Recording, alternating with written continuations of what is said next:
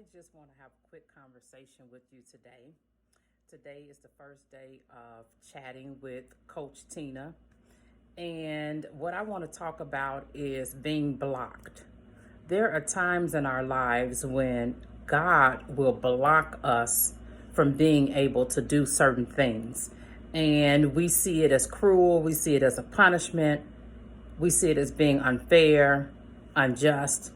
But then God has his reasons, and later we'll find out, a lot of times we'll find out later that, oh, now I see why God blocked me from being able to do this. It was for my protection. I was not ready to go to that level yet. I did not need to be hanging out with that person, and he knew what was on that person's heart. He knew their wounds, their insecurities, etc. And so that's why he blocked me.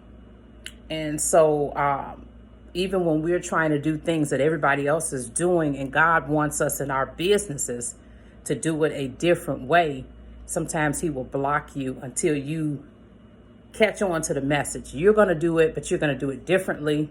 And I want you to be able to do it so different that other people will want to come on board and do it differently with you.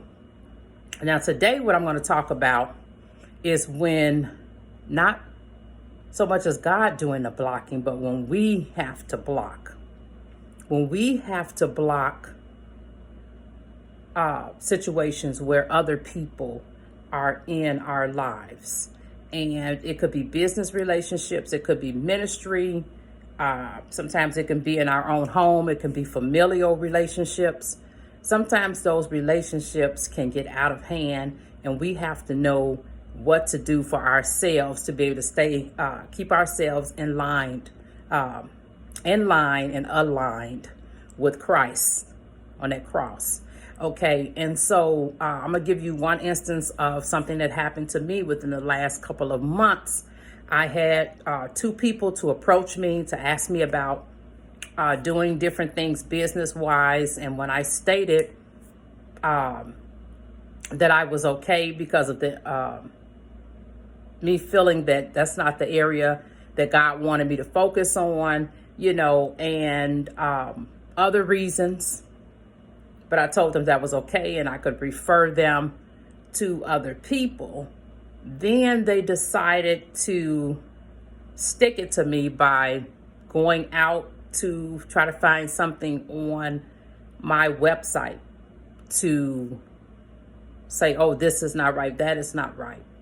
And the first time I let it bother me. The second time I allowed myself to process the feelings, but then I realized, I said, this is straight from the pit. This is from Satan himself. And a lot of times we might be so busy in our daily work as professionals. It could be even as mothers, whatever it is we're doing, that we miss out on seeing that certain things are straight from the devil himself.